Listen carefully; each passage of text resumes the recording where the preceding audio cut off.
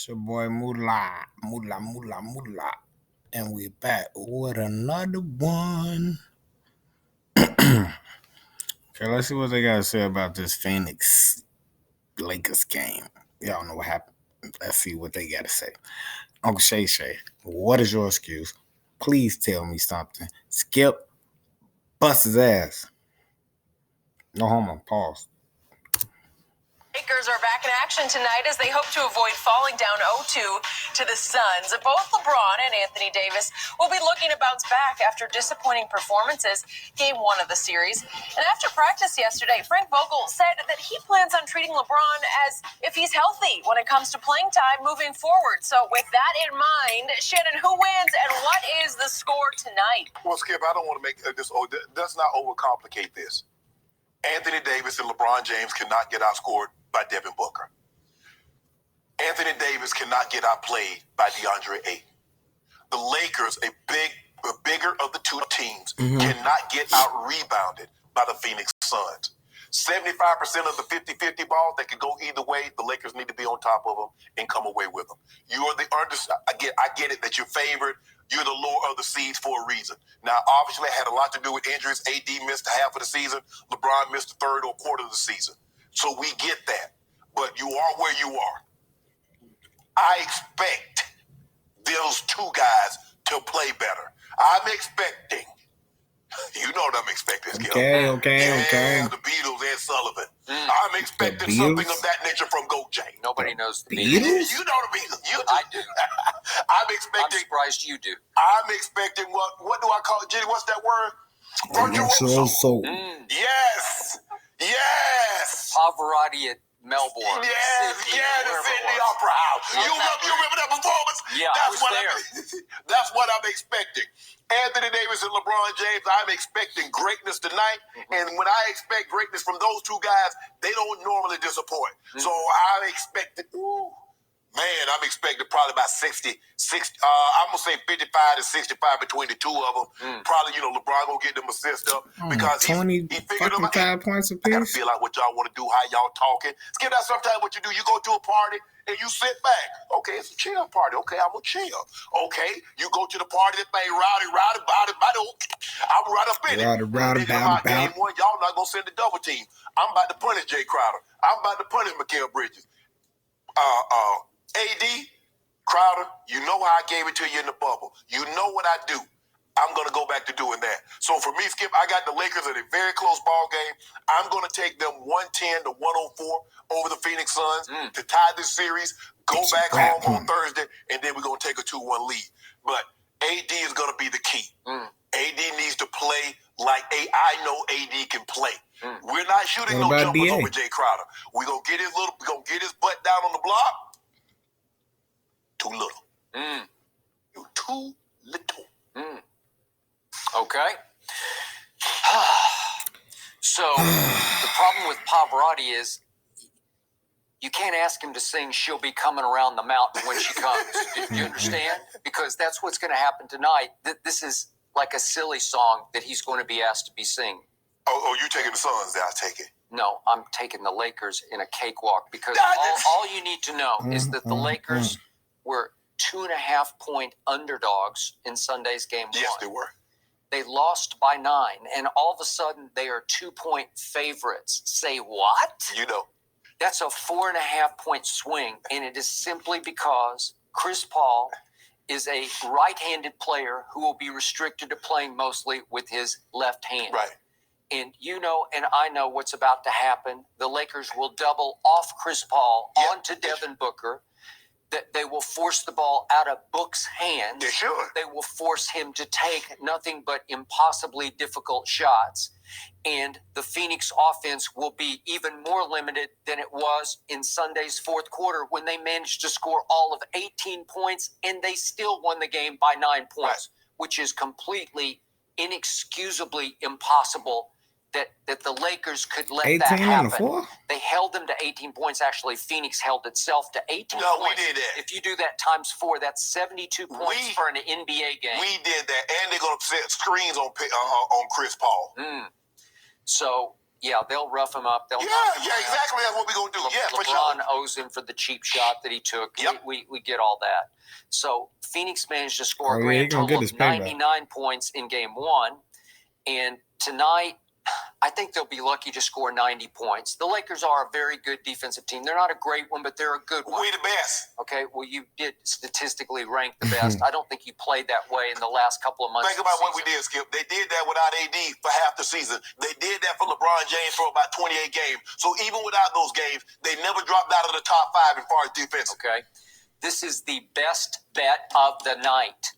I got Lakers by at least 15. I got 105 to 90. I want some of this. If I were a betting man, I would be all over the Lakers tonight because Come on, Skip. Monty Williams said yesterday, Chris is still sore, quote unquote. Remember, Chris said, I heard a crack. You heard a crack? It's still a very mysterious injury to me. You think you sore now? When you come out the game, you gonna think you make played a both they football game. last, Skip. Because we gonna run into you. LeBron already saw how you gonna play this thing, Chris Paul. So right now, for the next 3 to however long this series goes, we're not friends. We're adversaries. Okay, so Chris Paul said he heard a crack. They called it a contusion. I have no mess idea what LeBron up, happened man. to He his tripping, man. shoulder at the end. I don't know what happened, but he could not use his right arm, his right hand. He couldn't even dribble right-handed. He couldn't control the basketball. He was throwing up shots sideways and actually he accidentally made one in the second half, and I don't know how he made it. But here we go again. It feels like same time next year. It feels like history is repeating from last year's bubble trouble that I went through with your Lakers, because what happened? They lost game 1 to Portland, and then pretty soon Dame got hurt. Remember that? That's what he got hurt the last game. We had to put second to last game. Okay, but it was still a series, and he got hurt, and then he was ineffective. Yeah, they were down 20 when he got hurt. All right, but the point was he did get hurt, and then Houston. What happened with that? Pretty dominant in game 1, and guess what? Houston won game 1. That was with Russ and James, obviously, there last year. And then right on schedule, Danielle House, he breaks the bubble rules. He gets caught, you know what, and he gets sent home, and they get sent reeling, and they lose 4 straight games. So you lose game 1, then 4 straight against Portland, lose game 1 to Houston, then 4 straight, and Houston just looks lost. Well, ain't nobody tell you how that lady dressed up like a pizza delivery person and tried to deliver pizza to his there room. you go. That's what happened. And then what happens in game 1 of the NBA Finals? You draw the 5th seed, but the 5th seed has an injured leading scorer in the playoffs, Goran Dragic. He's gone, and he tries to come back later in the finals, and he's just a disaster. Man, teams have had players injured in NBA Finals and the regular.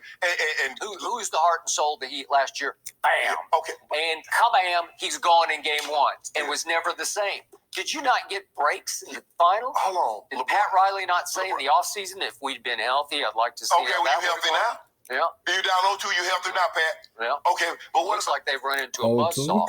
But if Milwaukee keeps making like 33s, I think they're going to win the championship. Yeah, Milwaukee. If they make another 10 or 11 in the first quarter, it'll be hard to beat. Yeah. But Skip, we know injuries are a part of this. And sometimes it's a war of attrition. Sometimes you look at Magic. Magic and Byron Scott, hamstrings unravel. Isaiah got hurt in game 6 after that performance, and then they lost game 7.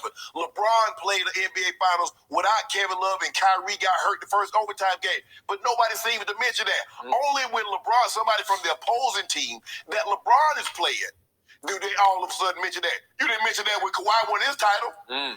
Kevin Durant was already injured, and Klay Thompson got hurt. But they all go, Kawhi won it. Kawhi beat the Golden State Warriors. He beat a shell of the Golden State Warriors. You know that, but that's not what y'all do. You know it. LeBron, I know it. He got Dragic got hurt. Say it, Skip. Bam got hurt. And then Danielle House got suspended. And Dame got hurt. You keep doing that. Stop that. Stop. What happened in 2014 when your Heat got blown off the floor by a record finals margin? Were you hurt? No. Spurs. They just got blown out. I was just like, they was making threes. I was like, there's no way they can continue to make threes like this for the entirety of a game, and they definitely can't do it for a series. And what did they do? They did it for the rest of the game, and they did it for the entirety of the series. In 5. Yeah, it happened. Yes.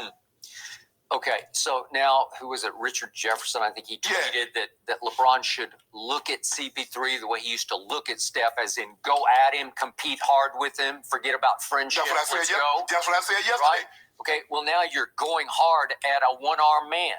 I mean, what's no competition? That's why I'm going to beat him. You shouldn't have did what you did. You had one arm when you tried to yank my arm down. So guess what? I'm going to hard fire your ass back. I'm going to get you back. Okay, fine. I'm going to get you back. Here we go again with, I'm going to say this one more time. LeBron gets more passes than he throws, and he's still the best passer. What passes he got now? In the fourth quarter the other day, he was shockingly not there for your team. As Phoenix was scoring only 18 points, he goes 1 of 4, 0 of 3 from 3, and 1 of 4 from the free throw line. He scores a grand total of 3 points, and he looks unplugged. He looks disengaged. He actually looked disinterested. Did you see him attack much? So he owes his team tonight's game, and I believe he will pay back tonight's game with a triple-double. I just believe he will, because I don't think Jay Crowder can guard him. I don't think anybody on Phoenix can guard him if he cares, if he wants to go. Remember that now, because next time coming up, because there's another guy that played 8.5 minutes. It was 1 for 4. 1 for 2 from the free throw line, 0 for 2 from 3-point, and had 3 points in the fourth quarter. But we're going to talk about him next segment. So just remember that energy that you had about LeBron, about how he owes the Lakers, the guy that we're going to talk about the next segment, he owes his team. But back to our original schedule. Are you calling that other guy the GOAT and the best player on the planet? Can we get back to our original schedule program? Yes. Which is the Lakers. Thank you. I don't worry about GOAT James. When was the last time you saw him have back-to-back bad games? Name the time. Name it. I don't know. Exactly. That's my point. And you don't forget nothing. All I know is the GOAT, quote unquote, always needs a scapegoat. And right now it's Anthony Davis, or AD as in A Disney, he can only play in the bubble. No, actually the scapegoat is not AD. The scapegoat is Andre Drummond. Because anytime AD plays good, Drummond never gets mentioned. When AD plays bad, Drummond's clogging up the lane. But Drummond didn't clog up the lane. When AD went 42, 12, 5, 3, and 3, and is the only Laker player to ever have a stat line like that. It wasn't Drummond clogging up the lane. When he went 38 and 16 against Portland, up in Portland, Drummond was on the court. Nobody mentioned anything about Drummond. But the moment Nobody. And just like that, we'll be back with another one. It's your boy Moolah this week at that. Bye.